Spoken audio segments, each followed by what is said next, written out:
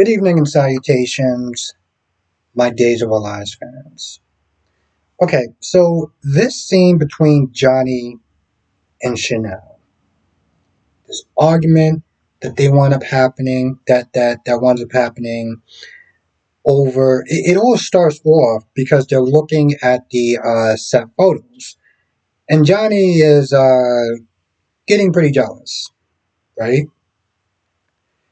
And he tells her that he talked to the head writer about, not doing a whole love scene thing.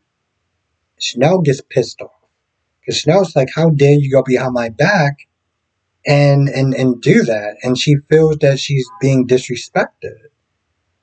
Johnny reminds her, as a director, that's his job. He can go there, he can sit there and talk to the writer if he doesn't like the way that scene is being done. It's literally in his job title, which is very true. So, like, partly I'm like, Chanel, he does have a point. But Chanel is like, that's not the reason why you did it, which is very true.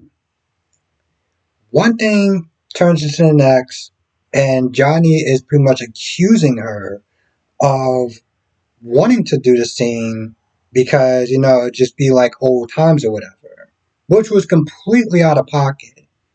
And that's exactly what Chanel calls him out on.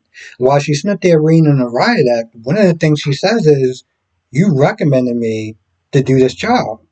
And it's very true. So, this whole whining and bitching and moaning and everything like that about, and accusing her of wanting to sit there and rush a sex scene, just sit there and jump his bones, is not only incredibly insulting, but this is all on you.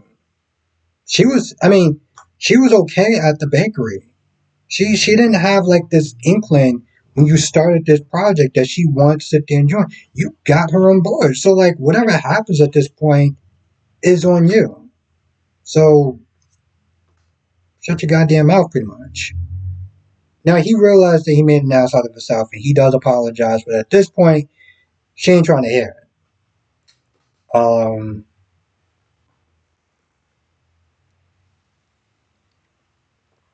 One of the things that Stephanie was sitting there saying to Alex was he may sit there and look at this and be jealous and insecure. And of course, Alex is like, yo, listen, that's his problem. This is work. Like, this is a job. This is acting. This is what we're supposed to sit there and do. So he's just going to have to sit there and just deal with it at this point, which is 100% correct. But they're sitting up there watching Ted because Peacock. And Stephanie falls asleep and she has this dream of her doing a scene with Alex. So she wakes up and Alex is like, yeah, you're kind of mumbling and smiling and everything like that. Like, what was you dreaming about? She got flustered. She couldn't really sit there and think of anything, so she thought of a peacock. Like, it's like, okay, Days, I get it. This is on Peacock. Yeah, okay, that's fine. You're being a little kind of extra right about now, but we get it. It's only a matter of time before those two hook up. Let's just be real. Which, honestly, to tell you the truth, I'm okay with because the more time that they spend hooking up, the less time I have to sit there and see her cry about a character, Everett, Bobby, whatever the hell you want to sit there and call them, that clearly the show never really actually cared about and never really actually gave time to sit there and develop this character before they decide to give him DID. So Xander's about to go there and pretty much make it look like Brady shot himself. But Jada comes in and tries to wake up Brady and tells him you're under arrest for hitting Sarah. Takes him down to the station and everything like that. Now Sarah's not there talking to Fiona and told her, yeah, I remember it was Brady that was behind the wheel of the car.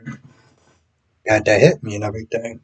Xander comes in Fiona leaves to go check on Victoria, just to really get her out the damn room, let's just be honest. And Xander sits there and asks her, like, yo, did you really sit there and remember Brady? And she was like, no, I just needed to sit there and make sure that Jada got there, and this way you wouldn't kill him. She was like, since he most likely already did it, this was the best option, as opposed to you killing him, and then, me and Victoria have to sit there and kind of move on without you since, you'd be in jail. It's just one of those things where it's like, is this really how you want your life to sit there and go moving forward? To be with somebody where you have to sit there and constantly make those type of morality choices?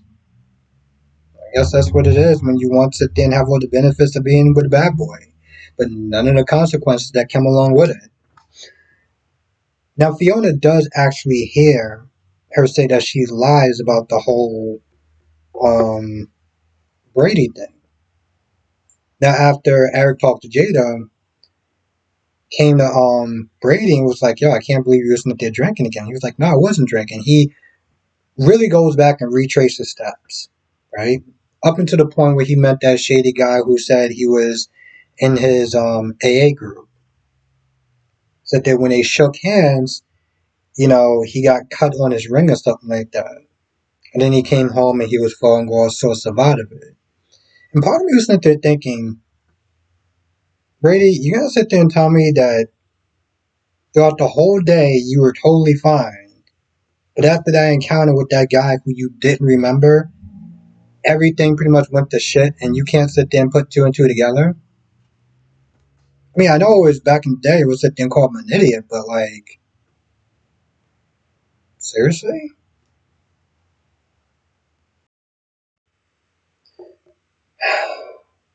That's actually gonna do it.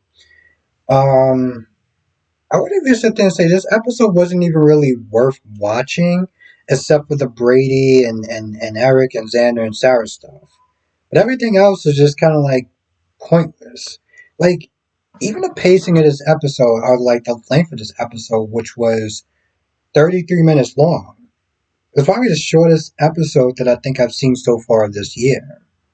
And you can tell that they just kind of really went through it. But more or less, the other two parts are just more of a filler than anything else. So if you're gonna watch it, I would sit there and say maybe watch it.